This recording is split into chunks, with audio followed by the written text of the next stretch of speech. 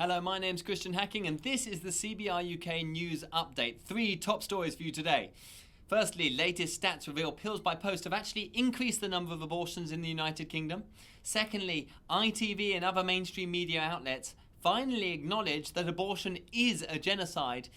And finally, poet Kuli shows what is possible when one father fights for life. Stay tuned over the next few minutes for this up-to-date and accurate information from the front line on abortion.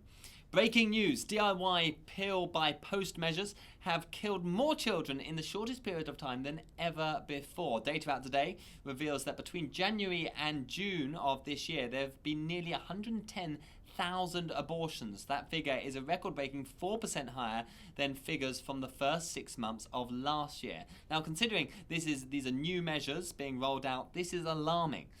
As were the details exposed in a leaked email from a senior midwife revealing that there have been 13 serious incidences caused by these drugs, including healthy women hemorrhaging or needing resuscitation, 2 maternal deaths, and a number of babies being born long past the gestational cutoff, including one being born at plus 30 weeks, currently in a murder investigation. And yet, BPAS's Claire Murphy has the audacity to call all of this a phenomenal achievement.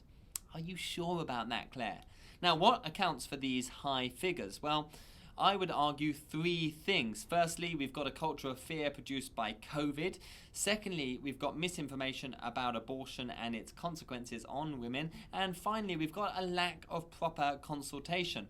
In order to give evidence for the second 2 points there, an undercover operation was conducted during this period that revealed women can get these pills for nearly any reason after consultation as short as 30 minutes. The information that they are given is not complete. Is this really a phenomenal achievement, Claire? Or is this simply fast-track death and trauma being unleashed on huge numbers of misinformed and unsuspecting members of the public?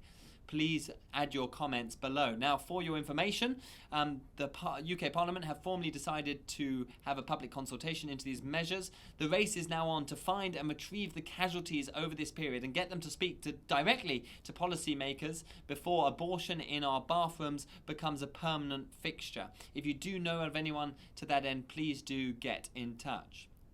Now, next up. This week, a series of UK broadcasting companies and papers have called abortion a genocide. The revelation came last Wednesday when ITV broke an investigation on forced abortion for Uyghur females under the Chinese ethnic cleansing program.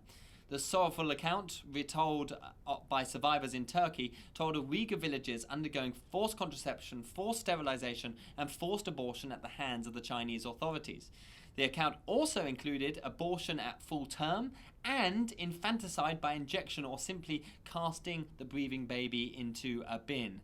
These were backed up by plummeting birth rates in the Uyghur community of 60% and budget sheets detailing money set aside for sterilization. This is horrible, but essential reading. But what is even more interesting is that mainstream media for the first time acknowledges that abortion is genocide. It's not just me saying this. Under the UN point 4 of the definition of genocide is the suppression of birth of a people group, which in turn begs a question. What's the difference in outcome between consensual genocide and forced genocide if both result in the killing of the next generation? You see, we should fight for the Uyghurs, absolutely, but we should also be aware of the genocide going on in our midst. And finally, a story of hope. I want to finish by signposting us all to Wolverhampton-based poet Kuli. Now, the BBC ran an article on her at the end of August that was so good, I want to share it with you because it antipathizes all that is worth fighting for. Kuli was born in a remote village in northern India in 1970 with cerebral palsy.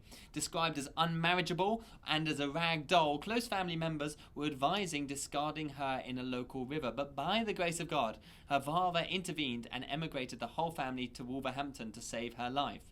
It was here that Kuli was to go on to become a wife, a mother, a published poet, and the founder of the Punjab Women's Writers Group.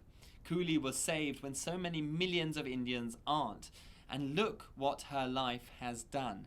A husband receives a wife, 3 happy kids are introduced into the world, and our culture is enriched by her words and story. I end with an extract from one of her poems. She says, and I quote, "I have an amazing life, Please let me live it. It belongs to me. Well, Kuli, we thank you for your words. I'm Christian Hacking. We are CBI UK. Please like, share, subscribe and donate to this life-saving work, and I will see you next week.